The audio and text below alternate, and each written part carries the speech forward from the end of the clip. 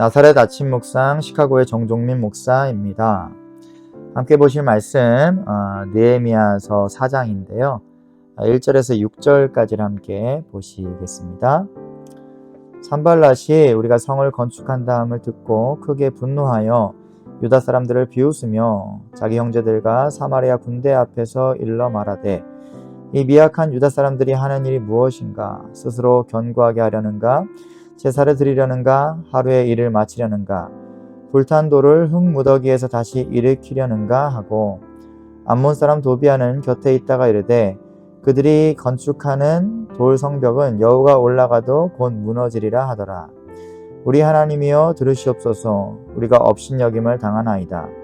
원하건대 그들이 욕하는 것을 자기들의 머리에 돌리사 노략거리가 되어 이방에 사로잡히게 하시고 주 앞에서 그들의 악을 덮어두지 마시며 그들의 죄를 도말하지 마옵소서. 그들이 건축하는 자 앞에서 주를 노하시게 하였음이니이다 하고 이에 우리가 성을 건축하여 전부가 연결되고 높이가 절반에 이르렀으니 이는 백성이 마음들여 일을 하였음이니라. 아멘. 오늘 느헤미야서 4장의 이야기를 함께 나눠보시겠습니다. 느헤미야서의 이야기를 쭉 보면요, 뭔가 좀 대단한 이야기가 담겨 있는가 하면 별로 그렇지 않은 것 같아요. 모세의 출애굽처럼 엄청난 기적들이 일어나는 것도 없고요, 하나님의 놀라운 예언의 말씀이 있는 것도 아니고 그에 대한 성취가 있는 것도 아닌 것 같습니다. 그냥 포로기 때 예루살렘에서 힘겹게 공사한, 노동한 이야기를 담고 있어요. 게다가 그 공사가요, 예루살렘 아름다운 성을 건축하는 것도 아니고요, 하나님의 성전을 새로 건축하는 것도 아니고요, 그냥 성벽 쌓는, 외벽 쌓는 이야기거든요. 그러니까 별거 아닌 그런 이야기를 담고 있지 않나라는 생각이 들기도 하는 거예요. 그리고 그 성벽 쌓는 일이요, 하나님의 권능으로 기적적으로 쌓아 올려지는 것도 아니고요, 대적자들과 싸워가면서 고생하면서 꾸역꾸역 쌓아 올린 그런 이야기를 담고 있습니다. 그래서 그런지 느헤미야서의 내용들이 왠지 친근합니다. 그래서 그런지 더 우리네 일상과 가깝게 맞닿아 있다라는 느낌이 들어요. 그냥 우리네 사는 이야기 같습니다. 그리고 그 이야기의 중심 인물인 느헤미야 또한 제 느낌엔 왠지 그 동네에 한 명쯤 있을 법한 그런 동네 대장형 같은 그런 좀 친숙한 느낌이 드는 그런 캐릭터입니다.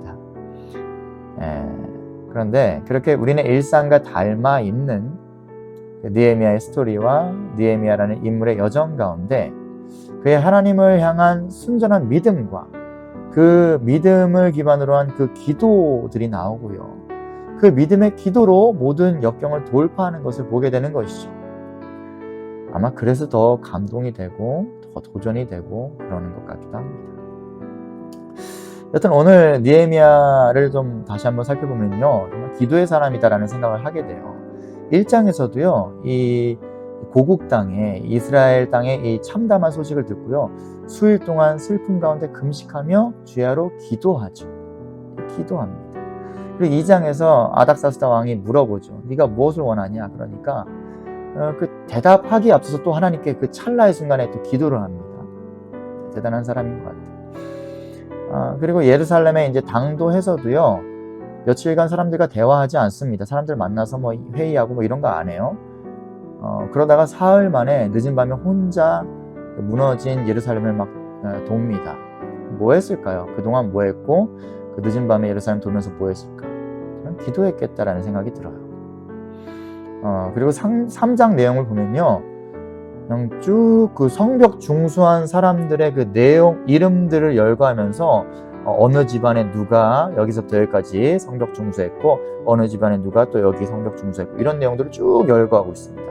저는 이 내용들 보면서 어떤 느낌이었냐면, 이게 느헤미야가 기록한 거니까 내가 이렇게 열심히 해서 이렇게 했다 이렇게 할 만도 한데, 그게 아니라 그냥 형제와 자매들을 축복하는, 주님, 이들이 이렇게 하나님의 나라 이스라엘의 이 재건을 위해서 이렇게 헌신했습니다, 이렇게 주의 일을 감당하였습니다 하면서 축복하는 중보의 기도 3장에서 쭉 하는 것 같아요.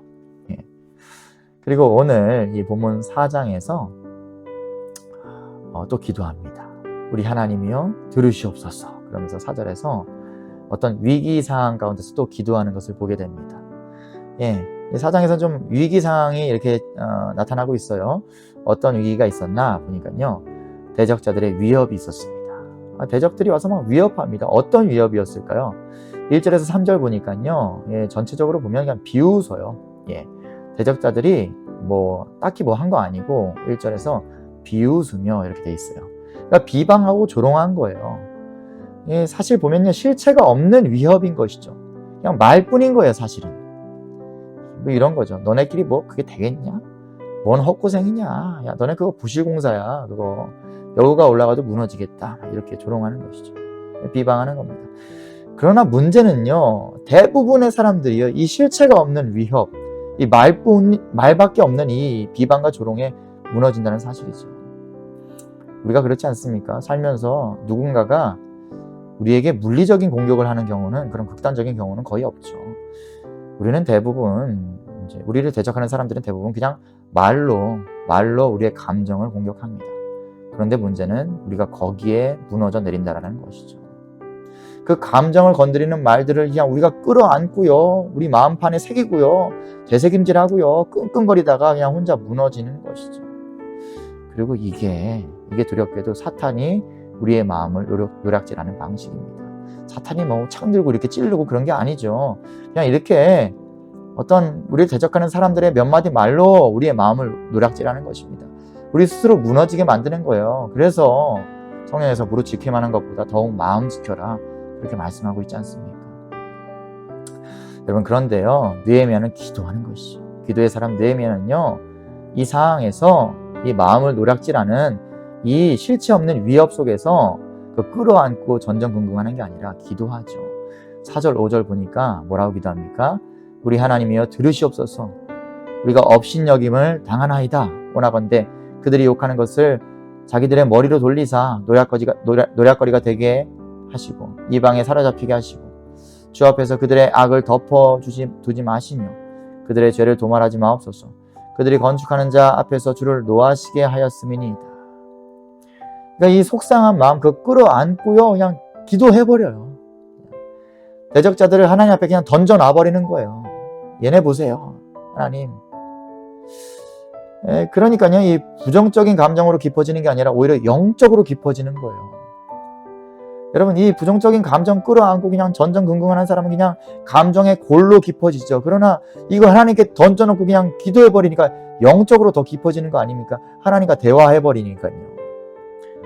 그렇게 감정이 아니라 기도로 하나님께만 주목하면서 계속 밀어붙이니까 6절에 어떻게 됩니까? 그 허물어진 부분들 다 복구하고요, 그 성벽 다 복구하고 끊어진 부분 하나 없이 성 전체를 다 연결시켜 버립니다. 그냥 성벽의 높이도요, 절반까지 쌓아 올려 버려요. 뭘로 한 겁니까? 인력으로요? 능력으로요? 아니요, 기도로요. 기도로 쌓아 올려 버렸습니다. 그 뒤에 이어지는 내용에서도요, 계속된 대적자들의 위협이 있습니다. 인생의 고비가 한 번뿐일 일은 없죠. 산 넘어 산입니다. 우리 인생이 그렇지 않습니까? 그러나 기도하지 않는 사람은요, 계속 두려워 떨고 전전긍긍하게 되겠죠. 오늘 기도하지 않은 이 유대 백성들도요, 이 뒤에 또 대적자들이 이렇게 공격하려고 하니까요, 두려워 떨고 막 전전긍긍합니다. 그러나 기도하는 느헤미야는 결코 흔들리지 않죠. 기도하는 사람은 결국 방법을 찾아냅니다. 그리고 담대하게 실행하죠. 그냥 백성들을 싹 다 무장시켜 버립니다. 칼 들고 성벽 쌓게 해버려요. 그러면서 뭐라고 합니까? 15절에 지극히 크시고 두려우신 주를 기억하고 싸우라 그래요. 20절에서 우리 하나님이 우리를 위해서 싸우시리라. 그러니까 주님의 지혜로 방법을 강구해서 싸우지면요, 단지 방법을 의지하는 게 아니죠. 그 방법 뒤에 역사하시는 주님을 의지하는 것입니다. 기도의 사람은 이렇습니다. 사랑하는 여러분, 삶의 문제 끊임없고요, 우리를 괴롭게 하는 사람들 끊임없습니다. 그러나 그 모든 문제를 내가 끌어안고 싸우면요, 지치고 우울해지고 낙심하고 무너질 수밖에 없습니다. 그러나 주님 앞에 풀어놓고 기도하면 영적으로 깊어지고요, 삶의 지혜는 더 풍성해지고요, 내 싸움도요, 주님이 대신 싸워주시는 겁니다. 이 단순하고도 강력한 이 신앙의 원리 기억하시고 또 오늘도 승리하시는 여러분 되길 간절히 축원드립니다. 기도하시겠습니다. 주님, 오늘도 느헤미야서를 통해서 느헤미야라는 한 인물을 통해서 또 깨닫게 하여 주시니 감사합니다. 주님, 우리 삶의 문제 끊임없고 우리를 대적하는 인생들 끊임없지만 주님, 우리는 그 모든 것을 기도로 돌파할 수 있음을 믿습니다. 기도밖에 없음을 믿습니다. 그 문제 끌어안고 내가 전전긍긍하는 그런 어리석음 범치 않게 하여 주시고 오늘도 문제 앞에서 주님께 다 내려놓고 기도할 수 있는 우리 되게 하여 주시옵소서. 예수님의 이름으로 기도드렸습니다. 아멘.